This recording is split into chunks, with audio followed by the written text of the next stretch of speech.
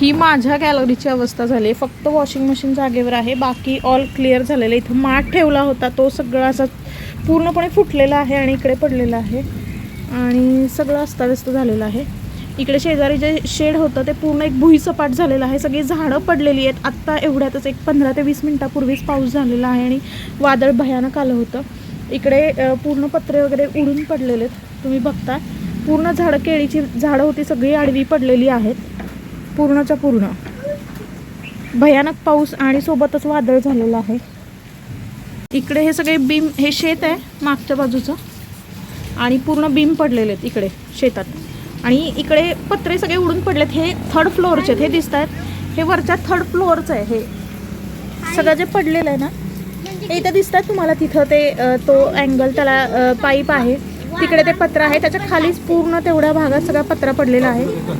इकडे सगळा पत्रा आहे आणि इकडे पूर्णच्या पूर्ण पत्रा उडून गेलेला आहे. पलीकडे सुद्धा गेलेला आहे खूप सारा. आणि हे आझाद चौक आहे माझ्या गावच्या इथला. आणि अक्षरशः तुम्ही बघता इतकी वाईट हालत आहे. खूप मोठा होर्डिंग होता तो पोस्ट ऑफिसच्या बाजूचा मेन चौकात, तो पडलेला आहे. आणि कदाचित त्याच्या खाली एक गाडी, 2 व्हीलरवर असणाऱ्या व्यक्ती, त्यालाही दुखापत झालेली आहे. आणि त्याच्यामुळे ट्रॅफिकही जाम झालं आहे. आणि इकडे पत्र्याची पानं कशी उडतात ते तुम्ही बघताय. अगदी म्हणजे ते फाटून पानं उडत आहेत ते. आणि इतकं प्रचंड ते हे आहे की कुठेही पडू शकतं असं अवस्था झाली होती. आणि भयानक वातावरण होतं. म्हणजे पतंग उडतात, पानं झाडाची उडतात, तशी पत्र्याची पानं घरावरची म्हणा किंवा दुकानांवरची, ते बघा त्या बाजूलाही दिसत आहेत आपल्याला, ती उडत आहेत. अक्षरशः लोकांची घाबरगुंडी उडालेली आहे.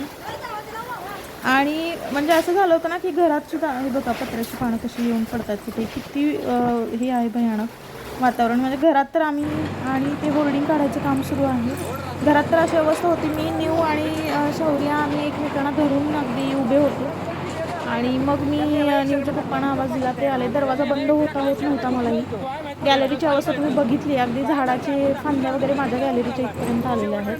म्हणजे भयान वातावरण. म्हणजे थोडा मी तासभर तर काही सुचतच नव्हतं मगाशी असं सगळं बघून. म्हणजे इथलाच तो वरचा पत्रा उडाला होता, त्याचा आवाज असं की भूकंप झाला की काय असं थोड्या क्षणासाठी वाटत होतं आम्हाला. लाईट आमच्या इथलं पूर्ण गेलेलं आहेत. आता ते बघा, ते होर्डिंगसुद्धा मोठे मोठे पडत आहेत इतके. बघताय तुम्ही कसं वातावरण झालेलं आहे इथं सगळीकडं की ते बघा. आणि ते होर्डिंग पडलेलं आहे तिथं. आणि हे बघा, ही पत्र्याची पानं बघा. एक नव्हे तर म्हणजे हे एक पत्र्याचं पान आहे आणि सोबतच 3-4 पत्र्याची पानं तिथं अशी उडत आहेत की ते ओळखूही येत नाही आहेत की पत्र्याची पानं आहेत म्हणून. इतकं ते भयानक आहे काय. आणि हे बघा, ही पत्र्याची पानं, हे बघा, हे असं वाटतं की झाडाची पानं उडतात, ही पत्र्याची पानं उडतात. 4-5 जे हवेत दिसतात ती इतक्या उंचावर गेलेली. ते होर्डिंग तर किती मोठं तुम्ही पाहताय. झाडाच्या मागच्या बाजूला ते पडलेलं आहे. आणि तिथं ते लाईटचं स्पार्क झालेलं आहे आणि त्याच्यामुळेच कदाचित आमच्या इथली पूर्ण लाईट गावची आहे ती आमची गेलेली आहे. आणि त्याचबरोबर आझाद चौकात जे होर्डिंग पडलं होतं तिथंही पूर्ण पाण्याने वगैरे पूर्ण ट्रॅफिक जाम झालेलं आहे. आणि तिथंही म्हणजे भयानकच पाऊस झाला. खूप दिवस पाऊस नव्हता आणि हा असा रौद्ररूप निसर्गाने दाखवलेला आहे की काहीच बोलायचं म्हणजे धाडसच नाही आमचं त्याच्याबद्दल. निसर्ग ज्यावेळी कोपतो त्यावेळी माणूस म्हणजे आपली किंमत शून्य आहे.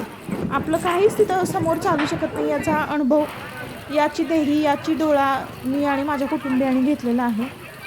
म्हणजे भयानक असं वातावरण होतं घरात सुद्धा. दोन्ही मुलं माझी 15 ते 20 मिनटं रडत होती.